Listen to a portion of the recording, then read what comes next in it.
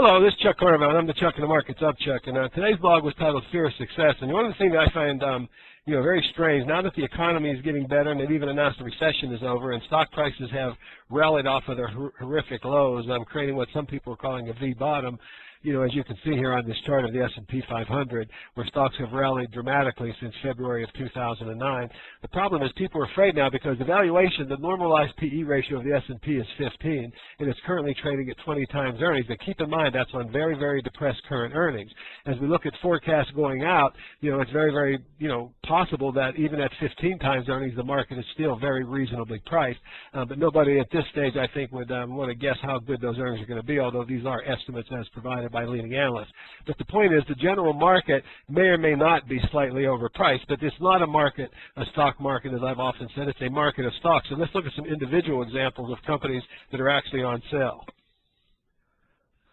Let's start by looking at a 15-year chart of automatic data processing, essentially a payroll processor. And of course, with the economy being what it is, I guess people are afraid of that stock. But I want you to notice something here about their earnings and their stock price relationship.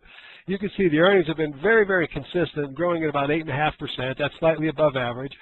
Out of those earnings, this green area here, the company does pay an attractive dividend, as you can see by the light blue area that we piled on top here. So the company does pay a very nice dividend yield. But I want you to notice that the stock price has always historically, which are the black line here, monthly closing stock prices, followed and tracked earnings very, very consistently. There was a period here during the irrational exuberant period they got overpriced, and of course the price came back to earnings. Then it got underpriced and it returned back to earnings. And it is clearly, based at least on historical standards, underpriced today. You got it's currently trading around 16.5 times earnings with a 3.3% dividend yield. But to me, this still remains a very, very attractively priced stock, at least on a historical basis. My second example is Hudson City Bank Corp. It's a very, very well-run bank, considered one of the best-run thrifts in the country out of New Jersey area. I want you to see, again, very strong earnings growth, very attractive dividend yield, 3.7%. Remember, the dividend is paid out of the green area. Just stack it on top for visual perspective. The stock price has correlated and actually been above earnings throughout this entire 12-year history of this company. Then the stock price fell precipitously because it is a financial, but yet look how well their earnings did. They didn't fall into the into any of the traps that some of their bigger competitors like the Bank Americans and the Citigroups did. And now you have the stock trading at 13.7 times earnings, normally trades at 22 times earnings, has a 3.7% dividend yield, and in my view still has a long way to go before it's fairly valued again. So even though the market is rallied and prices are up, this stock remains still attractive.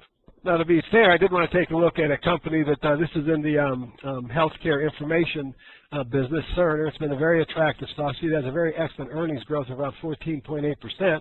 It did, it was overpriced for much of 06 and 07. It became very reasonably priced. As you can see, it's gone straight up in value in, since the beginning of 2009. It's currently trading around 28 times earnings, which I do believe is very richly priced. So if I own this company, and I actually run portfolios that do, we currently have it on a watch list because it's clearly showing some, limits in its long-term valuation. But yet the other companies I showed today are still, very reasonably cheap. And my final example today is PepsiCo. Look at this 15-year chart. You can see that the company's stock price has correlated to earnings very, very closely, maybe slightly below. But clearly the stock price has fallen. There has been a nice recovery, but we can get a 3.2% dividend yield on PepsiCo, and at least based on this historical chart, it still looks very attractively priced at 16 times earnings relative to how the market would normally capitalize this company. So the bottom line here, as I always say, it's a market of stocks, not a stock market. There are some stocks that are overvalued. I did show you one example. There are others. There are some stocks that are still very significantly undervalued. I showed you some of those as well. And the point is, don't let fear, cause you to make, improper or irrational investment decisions. Do your analysis. Look at each thing individually and specifically, and, don't think about generalities, and make sound decisions rather than emotional ones. Don't emote, think. It's Chuck Carnevale saying thanks for listening. Talk to you again tomorrow.